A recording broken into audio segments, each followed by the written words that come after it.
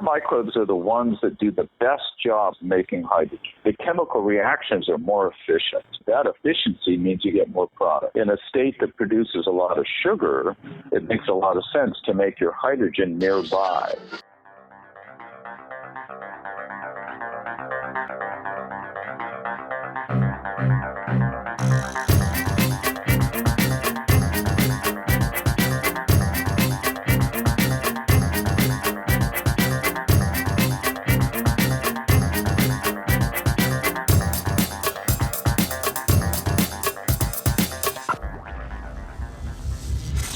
This is EnergyCast, and I'm Jay Dowenhauer. Today we're talking about hydrogen production from bacteria, nature's little microscopic refineries. Our guest has been working to make these microbes more efficient, and last summer they announced they'd punched through the theoretical ceiling for what was thought possible for hydrogen production per every unit of fuel consumed. We've talked about biofuels in the past in some of our earlier episodes. I was particularly interested in cellulosic ethanol, how to make fuel from the parts of plants that we don't eat. The reason sugar and corn can be converted to ethanol so easily using the same process Uncle Jesse from Dukes of Hazzard is because these products are made from glucose.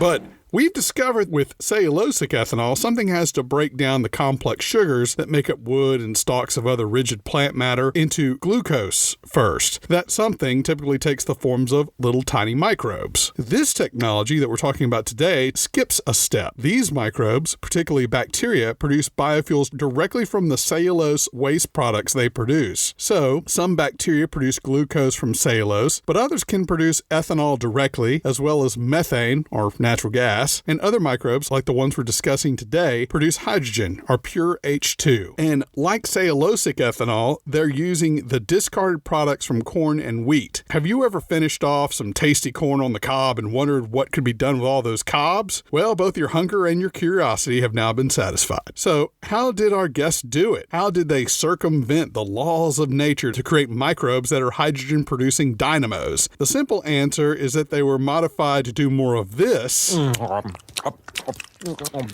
than this.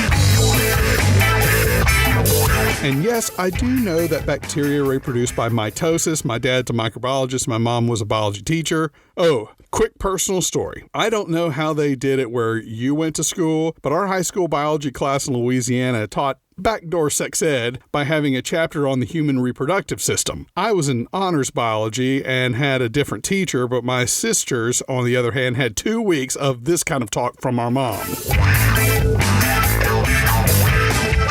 She also became famous for showing a video of a live birth and then rewinding the tape so the baby goes back up. Well, you know. That may have left some of the students with some confused ideas about responsibility. Back to our guests, one more cool thing about the bacteria they use, it's the same bacteria that's found in those hot undersea vents that people like James Cameron can't get enough of. Well, apparently those bacteria, which are called, appropriate enough, Thermatoga maritima, are ideal for hydrogen production. Our guest says the hot environments, which they call home, is one of the reasons they're so efficient converting this food into fuel. I love these kind of technologies because they just feel right. It seems like whenever you make a machine act like nature, that just seems to be the right design. When you make nature itself produce useful products, that's even better. Before we get started, I wanted to mention that there was a period last summer where I was running really low on guest ideas, and my wife Ashley spent some time on her lunch breaks looking for ideas for me. This was one of them, although at first I was like, yeah, okay, sweetie.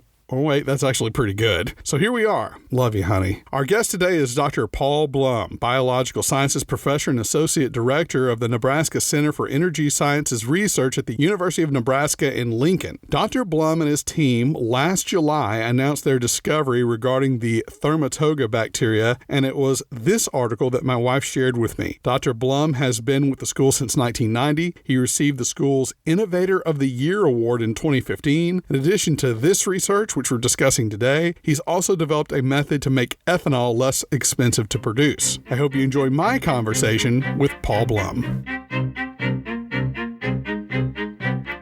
We're here with Paul Blum, School of Biological Sciences at the University of Nebraska at Lincoln. And Paul, when you say bacteria creates hydrogen, is it pure H2 or is it a molecule? It's molecular hydrogen. That's CO2 protons, that's actually the hydrogen we use for energy. And the bacteria make that, and they also make some other gases, right? They're making carbon dioxide, and because they're growing in water, there's a little water vapor there too. So to make it pure, you got to separate those things. And we would use the same thing that we use to make hydrogen from natural gas, which is called molecular sieving. Molecular sieving is essentially small pieces of solid materials that you pump your gases through, and they selectively filter the gases. So in one version of this, you add a mixed gas, and out the other side comes just the hydrogen. And that's the same method that's used to make most hydrogen, even using a process called steam reforming, which starts with natural gas and heats it up and converts it. So not quite as simple as the H2 bubbles up out of the fluid that the bacteria is in and you can capture it. Right. In this case, it's H2, and separately it's CO2 bubbling up. You got to separate those two. Okay. And then usually people don't want any water in their hydrogen, so you got to get rid of the water. Right. Now, your breakthrough was making a certain bacterium produce more hydrogen than was theoretically considered possible. And I always love it how there's these theoretical limits out there that are always being broken. So why was this particular theoretical ceiling so certain, and how did you break it? The theoretical limit here is something that's typical of biological processes, and it's got to do with how we calculate what the organism, in this case a bacteria, can do. We use what are called metabolic formulas, and the problem with these formulas is they tend to leave out the cost of the living organism. In our case, these organisms have to grow, their cells divide, and so what we did was we figured out a way to shift the energy cost of cell division, and that left more energy for hydrogen production. The limit was exceeded in our case. Who knows how much farther past we can go? And the reason that's important is because of the cost of what we start with, which is the sugar. The more hydrogen you get per sugar, the better off you are. And the other piece of this that's important, Jay, is the idea that you could do this for all sorts of other things that microbes like bacteria make. You could do the same thing with ethanol or amino acids, which we consume as nutraceuticals, or antibiotics. All of these things are made by microbes. And getting more of your product per amount of starting material is of value. That's why it matters. Now, the theoretical limit was 4 units of hydrogen for every unit of glucose. That was the old ceiling. Now, your breakthrough says raise it from a ratio to almost 6 to 1, about 5.7. So let's talk about the practical application for this. I'm curious what the food would look like. What would be the most efficient way to produce the proper glucose feedstock for this bacteria? So I guess the question is, what are you feeding it, and what's the most efficient way to make that food for the bacteria to convert into hydrogen? Yes, glucose is a sugar. They're all different types of sugars, and most of them come from plants. And the best sugar would be one that comes from the plant material called cellulose, the non-food portion of a plant. Examples of that would be what we call corn stover or wheat straw. These are the parts of those plants that we don't eat. And the cellulose is made out of glucose. This is the same idea behind what's called second-generation ethanol for car fuel. That would be the best place to get the starting material to make the hydrogen. Would there be any part of the cellulose left over that would have to be disposed of, or does the bacteria eat everything that you're putting in there in the mix? That's a good question. Depending upon how raw the cellulose is, yes, there could be other things, and those will have to be dealt with. And most importantly is the lignin, which is part of what plants are made out of. And that lignin is a tremendous challenge for the ethanol industry, what to do with all the lignin. For sure, that would be relevant. But microbes are pretty good at consuming things. It's not too difficult to engineer or modify them so they can use the lignin also. So you could get all of the material consumed and converted into hydrogen. So what do you think is your go-to plant? Is it corn or is it wheat? Oh, yeah. In the Midwest, in Nebraska, right, it's a corn belt state. Yeah. And there's sugar everywhere. And that's very important. This is the energy sector, right? You know that that's all about consolidation and then distribution and how best to do that and what are the limits on that. In a state that produces a lot of sugar, it makes a lot of sense to make your hydrogen nearby high. You don't have to truck it. Local production, I think, is the key. What's the scale of local production? That's a good question. What do you do with the hydrogen, I think, is the answer. You can use hydrogen for all sorts of things. Fuel cells is sort of what I had in mind. I'm always interested because it sounds to me like a lot of this has been figured out, but let's fast forward a couple years and pretend this is a commercial operation. I take it the bacteria would be living in some sort of anaerobic digester unit that you'd be feeding the cellulose into the water. And for those who aren't familiar with that, anaerobic digesters are used in a lot of municipal water treatment, right? Absolutely. And becoming an important source of another energy gas called methane, which is natural gas. And many wastewater treatment facilities that operate anaerobic digesters are now capturing that methane and using it for their local operation. Yes, we'd be using an anaerobic digester type of setup. The key word there is anaerobic. We want a way to control how much oxygen is around. The organisms that make methane and the organisms that I work on don't like oxygen. The other thing you'd want to put in there is additional nutrients. So besides your cellulose or your glucose, you need to add a little bit more food. And importantly for our bacteria, we and other people have shown that you can use municipal wastewater to supply those nutrients. So essentially you've got a free source of food. You just got to give them the cellulose or the sugar. And so obviously a water treatment facility is a perfect place to set up hydrogen production because it's like a plug-in module. It's all set to go. That's very important because wastewater treatment, which I did for years, consumes a lot of energy to process that water.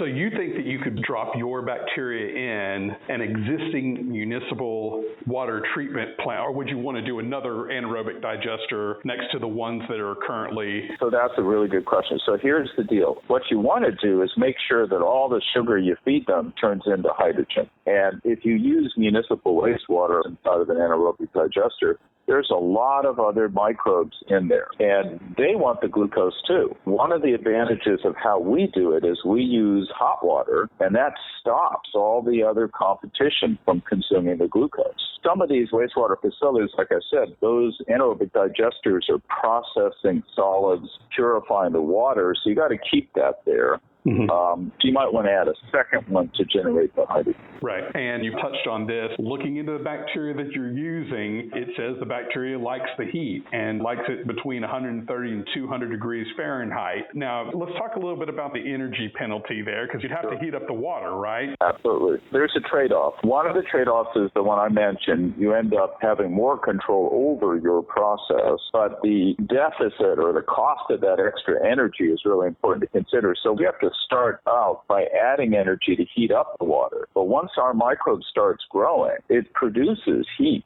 waste heat. This is a byproduct of fermentation or any microbial process, bacteria. That heats up their environment. You don't have to heat it up anymore. And I'll give you some examples of why this is so important. In the wine industry, when people use yeast to make white wine, those yeast heat up their tank too hot to ensure the quality of the wine. So in fact, those tanks are chilled to prevent those microbes from generating too much heat. So even though our microbe prefers heat, it will take care of producing most of what it needs once it gets growing. You can genetically modify the bacteria to thrive in cooler temperatures, room temperature? As far as I know, that would be really challenging. And you'd lose the benefit of controlling what happens to your sugar. You do really need to control that. If you were starting with something like plant cellulose, that material is loaded with microbes, and they will consume that material once you add some water. You don't want them to do that. You got to stop them from doing that, and that's a big challenge for renewable fuels or anything that's using a biomass that's in an agricultural feedstock. You got to control the process. The second thing is that our microbes are the ones that do the best job of all microbes making hydrogen. And part of the reason is because when you're growing at high temperature, the chemical reactions are more efficient. That efficiency means you get more product. You get more hydrogen. I had one more just technical question about the bacteria. You said the bacteria were discovered around these thermal vents in the ocean. Do they have to be in salt water, or can they be in fresh water? I was thinking about the municipal water plants. That's certainly not salt water. So to kind of educate us there. They are what we call a marine organism. So they prefer a little bit of salt, but they can tolerate reduced salt. The amount of salt is really not an issue. Okay. I think this will be difficult to explain, but maybe you've thought about this. How much energy density are we talking about here? How much bacteria could grow in a single space, and how much hydrogen could it create? So that's really important. I think the first thing to understand here is hydrogen tends to be used after it's been compressed. For example, in jet fuel, which uses molecular hydrogen, it's compressed to about 700 atmospheres, and that allows you to put it in a very small space. Molecular hydrogen is one of the highest energy density materials that we know about, but it's all in part because you compress it, because it's a gas. We've done some modeling for how we would do this in a 1,000-liter tank, and we would be able to produce about 58 moles of hydrogen per mole of glucose by increasing the concentration of the microbe in the tank, about 10 times what you saw in our recent publication. And the reason it's higher is because we increased the amount of bacteria in that space. They just end up making more. And then once you get that hydrogen out of there, like I said, you got to separate it, and then you compress it. And either you store it compressed or you transport it compressed, something like that. Is it too early to talk about the cost effectiveness of creating hydrogen this way versus conventional methods like steam reforming and electrolysis and all those big industrial hydrogen production processes out there? Certainly it's all cost driven. At the present time, because of fracking, natural gas is pretty cheap, right? And so it's hard to compete on a cost basis. But if you think about the trade-off between continued consumption of fossil fuels and climate change, I think there's a pivot point there. The way I look at it is when and if climate change precipitates a move away from fossil fuels, so let's say it's a carbon tax or something, it's really important to have technology prepared to make these sorts of fuels a different way. I don't think it's too early. I would say this is prepared to be ready to have things that are plug and play so that if and when it becomes important, you're ready to go. Of course, there are renewable ways to make hydrogen. Wind energy is one way to do that. But of course, using wind consumes very precious metals, palladium and platinum. The advantage of our system is they don't. It just requires sugar. But I also think there's capital and investors that are very tuned into this. You know, Paul, I had this mantra. A lot of people who I've worked with in the past have used this, and it's everything, everywhere, all the time, where anything has a place. As far as hydrogen production, I think this does have a role. And so let's get in the time machine and go up a couple years once this is commercial. Where do you see these, and how are they used? My personal goal is to try to get a very small unit that makes this possible to do, such that you could have this at a gas station, and the gas station operator would pour in glucose, and the customer would come in and fuel up their hydrogen needs in their car and their own fuel cell. So a hydrogen refueling station, but local production. One of the problems with hydrogen is moving it around because you have to compress it because it's a gas. That hasn't stopped people from moving other gases around, but we haven't really developed that for hydrogen. Either you're going to produce it and consume it locally, or you're going to have to build the infrastructure to transport it. Well, I think you also had a suggestion earlier, which was this idea of using municipal water treatment plants to stage your equipment and possibly run it out of there. Absolutely. And wastewater treatment plants tend to be on the grid. And because of the trend in how power is managed over grids with energy trading going on, that could also make a lot of sense. And always there are benefits with scale in terms of energy production. But Toyota pushes the fuel cells, and they have a pretty big vision on fuel cells. So the idea of adapting that may be relevant as well. So sort of local production, local consumption, but maybe distributed as well. It says you're now working with a group called New Tech Ventures, the commercialization arm of the University of Nebraska, to patent this technology. What's your next step at this point? So thank you for asking that question. A patent was submitted on this technology about 3 years ago, and that's about how long it takes for the U.S. Patent Office to review an application. So if that patent issues, the claims are granted, then there's intellectual property around this technology, which typically attracts investors. With that in mind, I and another professor in Nebraska set up a limited liability corporation called Molecular Trait Engineering, and that entity would pursue private investment. It's interesting you say you formed an LLC. One of my first guests was Genera Energy out of Tennessee. They were also on the biofuels side of the equation. Most controversial question of the day, would you ever consider leaving the school to work on this commercially? Well, that's a good question. I have a lot of other technology efforts going on, and each of them is at different phases, so doing something like that is not a problem for me. I would consider doing it. Starting a small business is probably best pursued by youth. I'm not young anymore. I'd rather see young people take it on, but I understand there needs to be a fair amount of mentoring and sort of focus and that sort of thing, and I can certainly play that type of role. Sit there in the boardroom and, yes, not approvingly. Yeah, whatever. I mean, I think the role I can play is on the technology side, how to adapt this, where to put it, develop the contacts with the companies, that sort of thing. All right. Paul Blum, University of Nebraska, thank you so much for your time. Thank you, Jay. I really appreciate the opportunity to talk about it. That was Dr. Paul Blum, professor of biological sciences at the University of Nebraska at Lincoln. Dr. Blum and a colleague formed Molecular Trait Evolution as a spin-off company with focus on microbes for water treatment, yes, fuel, and human health. I'll have to link that as well as more information to the research discussed today and plenty of pictures. You can find that at energy-cast.com and on Instagram at hostenergy. Again, want to thank Dr. Blum for his time and my wife Ashley for finding this guest for me. Be sure to leave us a positive review on iTunes. That gets the word out. Music was produced by Sean Stroop at Stroop Loops. That wraps up episode 47. We've got so much more to come as we head into our third year of this podcast. I just got back from a fusion conference in D.C. hosted by our good friend of the show, Steve Dean, and was able to get several interviews in while I was there. So stay tuned. Until then, I'm Jay Downhauer. We'll see you next time.